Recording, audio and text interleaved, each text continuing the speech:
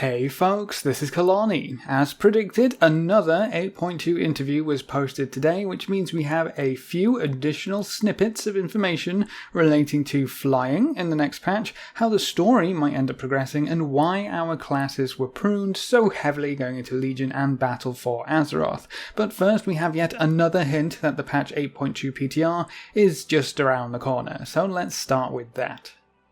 We've been waiting for a few weeks longer than many of us had hoped for, but patch 8.2 should arrive on the PTR very soon. And I know I've been saying that for quite a while now, and yes, Ian did say very soon in the last interview, and we all know how much salt needs to go along with a Blizzard employee saying the word soon. But we might actually be right on the doorstep of a patch 8.2 PTR. The servers which distribute new builds to the PTR clients have been updated with 8.2 info, so it's ready to go. They just have to flip the right switch to funnel all of that data onto the actual public test realm and then allow us to start downloading it. Sadly, it seems like the usual data miners like Wowhead aren't able to access any information on the distribution server, so they can't start their data mining until that switch is flipped. But with another interview released, it seems like they're waiting to time this very precisely. I started to lose hope for this week as we got closer to Friday, because releasing a huge PTR update right as everyone is walking out of the office doesn't really make a great deal of sense. But with the information ready to be deployed, that makes me think that we should have the PTR on Monday or Tuesday, almost guaranteed. After this reset, the Crucible of Storms raid will open up, and I doubt they will want to overlap the 8.2 PTR with the raid opening up, and we are wasting valuable testing time with each week that passes. So expect 8.2 on the PTR this coming reset. If it doesn't happen, someone needs to give someone at Blizzard a good slap on the buttocks to get that ball rolling already.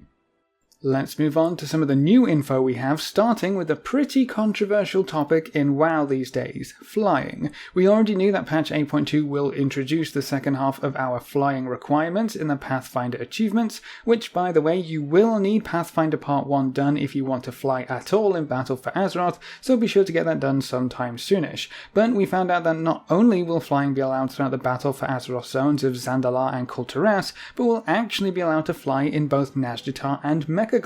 Both of these new zones will allow for flying when you have the appropriate achievement, which actually surprised me a bit. I hope parts of the zones are designed with flying in mind, hiding little bits and bobs in places you can only get to via flying, so that when we get the appropriate achievements done, we have a few extra places to explore and plunder.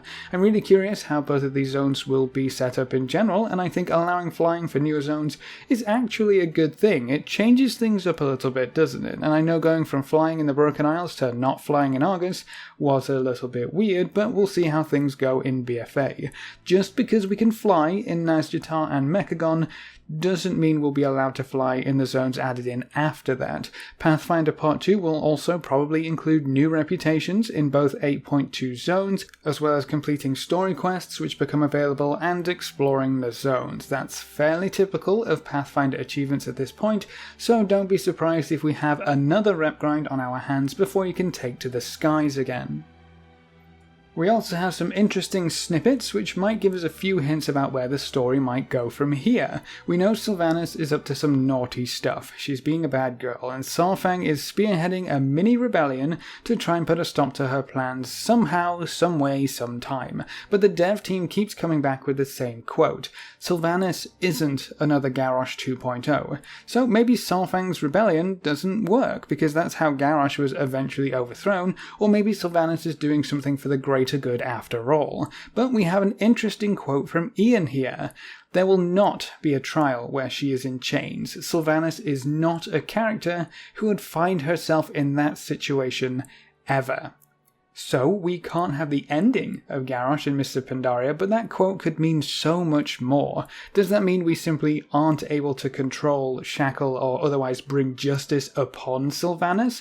Or would we not want to because of what her end goals actually are? Is she just too powerful, or will we all end up siding with her regardless of where her path of destruction has taken the Horde? Either way, she won't end up in chains, apparently. The interview also touched on the fact that the Horde has had a lot of development and a few choices in their story up until this point, while the Alliance hasn't really had much of anything. The Alliance is there to give the Horde more depth, that kind of thing, and Ian seems to agree for the most part, but mainly because the division and choice hasn't really been a key focus in the Alliance story. They aren't tearing themselves apart from the inside. Yet.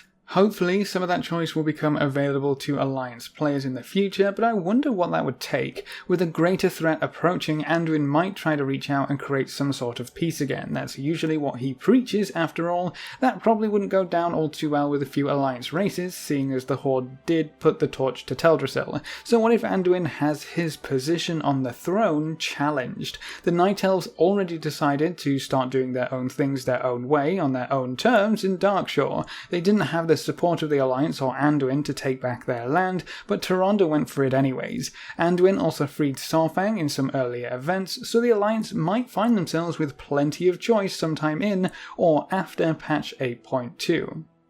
Something else that was brought up is the lack of rewards tied to characters leveling up in Battle for Azeroth, and some of the changes that were made to talent trees in the past to try and help fix an unwieldy system. Things got a bit too bloated back in the day, so the talent trees were streamlined to provide just major talent tree abilities or passives.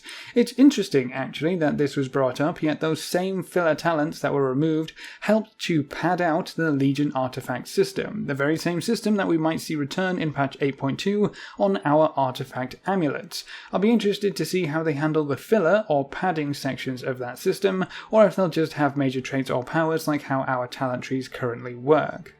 Another problem that cropped up in BfA was the lack of new talents at the new max level. It had become customary for a while that max level would have its own set of new, exciting and powerful talents to choose from, but that hasn't happened in the last two expansions. Part of this is to do with pruning of classes and specs to get them back to a point where they actually varied significantly. If everyone can do everything, that's a problem, at least according to the dev team. But when you have defined strengths and weaknesses, it also becomes a problem when you try to design 3 new talents for every spec. If you start covering up their weaknesses, you get back to the problem you had before, so they decided to just not include new talents once again. We probably won't see any change in that regard until a new expansion comes around too.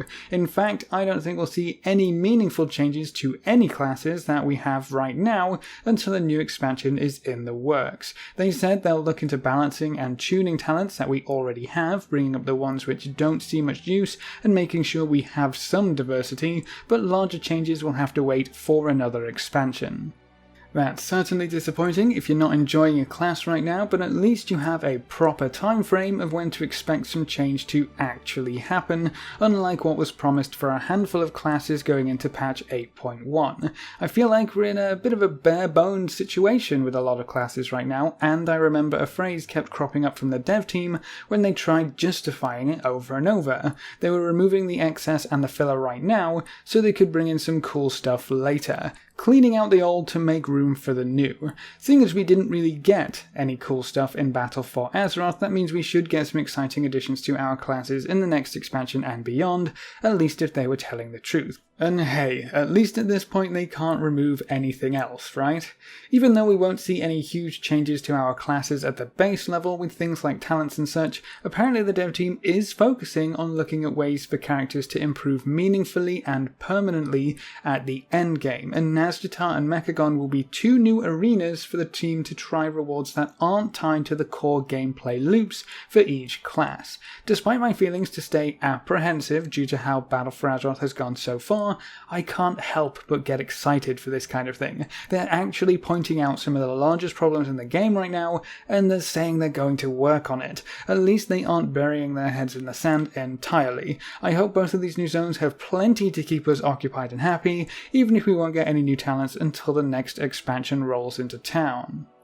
And the last new piece of information I have is more of a clarification. Previously, we didn't know whether new Azerite gear would require our amulet to be level 50, that's the current cap right now, or whether we needed an amulet level at all. Well, it turns out that Azerite gear just won't be tied to the Heart of Azeroth at all past 8.2. So even if you have an amulet level of 10 right now, hard to do, but I'm sure someone out there is actively avoiding artifact power as much as they can, you will still have access to every single trait on every piece of Azurite armor that drops after patch 8.2 goes live. I have no idea how this will act relating to old Azurite armor, but it's safe to say that you'll have every trait unlocked and available to you on any piece of gear that comes from the new raid in Nazjatar or the new dungeon in Mechagon. That's pretty amazing news. Part of me expected all new traits to require at least an amulet level 50 to encourage you to still get to that cap before the patch goes live, but your amulet level would just be used to unlock new abilities and spells in the Heart of Azeroth artifact progression in 8.2. So it's still going to be important, obviously, but it's not going to tie into Azurite armor anymore whatsoever. As for what the Heart of Azeroth stuff is going to look like, we have another quote. Azurite traits and armors are no longer linked to the level of your Heart of Azeroth, so players can just focus on picking traits. There will be Legion-styled artifact progression and upgrade systems. There will be active powers like shields and buffs that players activate from their heart. Active abilities are pretty hype. I hope they're actually worthwhile and feel awesome to use. There's nothing quite as disappointing as pushing a big red button and having a wet noodle fly out and slap a Naga on the face. Although, to be fair, that would be quite funny to watch. But all of this info just makes me more excited for patch 8.2 and the 2 new zones. And that's all for this video. I'll link the interview in the comments below so you can peruse it at your own leisure. What do you think about flying being unlocked in both of the new zones? What about the little hint we got that Sylvanus will never end up in chains? Leave all your thoughts in the comments section below. A big thank you to all of our supporters over on Patreon. You can see their names floating by on screen. If you want to join these lovely guys and gals, you can find a link in the description below. Remember to leave a like just below the video before you leave. If you want to see more, make sure to subscribe. But apart from that, thanks for watching folks, good luck and have fun, and as always I will see you next time.